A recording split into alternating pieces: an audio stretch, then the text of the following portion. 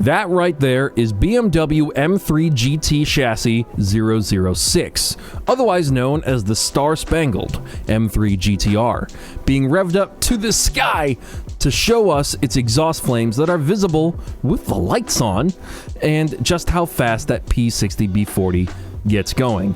It revs as fast as a bike engine. So I'm in the business of knowing everything there is to know about the BMW M3 GTR and what it takes to replicate one. You all know this. The trickiest part is the engine, the P60B40. No mortal human being will ever be allowed to have one. And in case you don't realize how forbidden that engine is, I would be surprised if even Jesus himself would be allowed to have even something as minute as like a throttle body or an intake manifold or an airbox, let alone a running prototype racing engine. And so, people who want to build a BMW M3 GTR, what do? How do we get the flat plane race car sound in a street car? Well, there's a few options. You can use a Ferrari engine. You could use a twin-turbo McLaren engine. There's a few things out there. You could go and... don't do this, but in theory, in Minecraft, you could go and part out someone's C8 Z06 and use the LT6 engine in that. But that's just theoretical. No, in reality, GM should just make the LT6 a goddamn crate engine. But they're never going to. So, what if you want your engine to be a pure BMW engine? Well, it isn't going to be easy. So, for starters, for a little over 40 grand, you can get a 4.4 liter S65, almost, near as makes no difference, 600 horsepower V8 built by Chris Fletcher.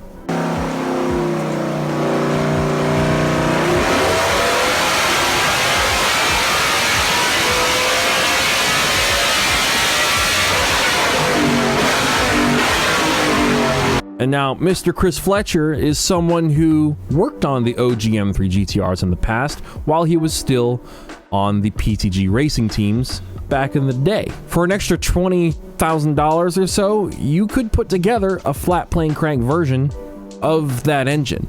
4.4 liters, almost 600 horsepower, and flat plane crank. It's doable. It's not cheap, but it's doable. You will be basically paying the same amount of money for a P65 engine, but I don't think all P65s are flat plane crank, as far as I'm aware. I could be wrong, but I've noticed that some of them don't sound the same. But with someone as knowledgeable and meticulous as he is, I'm sure he could come up with something street-worthy.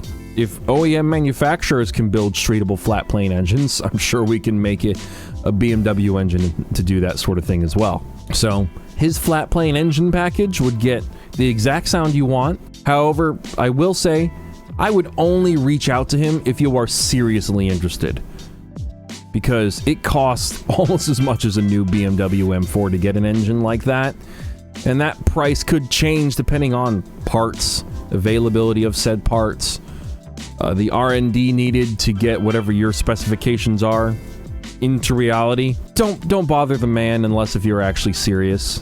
I feel bad when I ask people theoretical questions, but I make these videos so that you don't have to bother these people. I don't know, just don't bother them unless if you're actually interested in buying a $60,000 engine. Well, what if you're like me and you have to start smaller? Well, to get the most I possibly can out of the S54 and my E46 M3, I've decided to put, it's actually over there, a beautiful carbon airbox on it, and some ARH 6-to-1 headers. Attached to that is going to be a Section 2 side exhaust, and I'm guessing it is going to sound a little bit like this.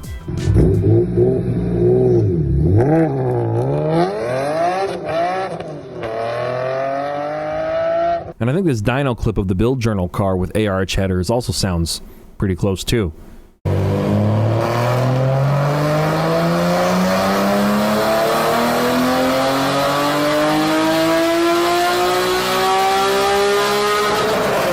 Though I imagine mine will sound closer to that other car, or even maybe a little higher pitched, because the exhaust will be shorter. Is that how it works? We'll just have to find out, because no one else is going to have an exhaust setup like mine, I'm pretty sure. Now let's take a trip down memory lane and revisit good old Rockport. By the way, this footage is from Odinata Cinema, an incredible channel that creates beautiful CGI content focused on cars. A lot of it being the Fast and the Furious, Need for Speed, good old nostalgia stuff. Really incredible work. I'm sure you've seen it before, but maybe they weren't being credited. Odinata Cinema.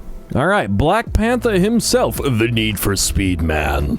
The guy who inspired me to give racing gameplay videos a try, back in like 2017, has been working on a Need for Speed Most Wanted replica BMW M3 GTR. I feel like everybody's doing it now. It's kind of cool, actually. At first I was like, man, I wanted to be the first, but you know what?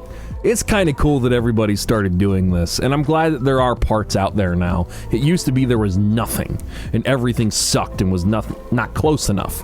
He's got the wheels, the body kit, the wing, and now he's got the engine, and that's what I want to talk about.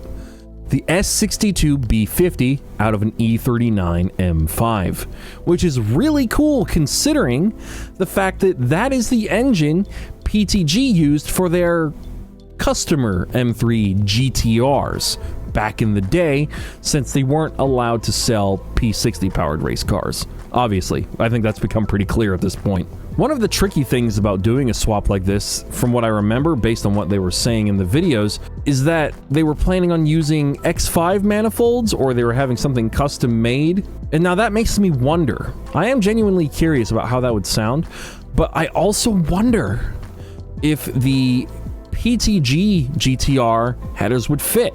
You know, the ones made for the S62 and an E46 chassis. I can't remember if the S62 sits a little further back in the PTG M3 GTRs. I'm not sure. I'm really curious. Because imagine if he could use real GTR headers. I'm pretty sure you can still get them. But I can't remember what a PTG M3 GTR engine bay looks like. I would have to really take a close look and see what the minute differences are. The main thing being the placement of the engine in the engine bay. Is it the same, or is it mounted further back? Is the firewall in a completely different place? But then again, using headers like that in the UK with the noise laws they have, apparently, I don't think it would work. Might get him in some serious trouble.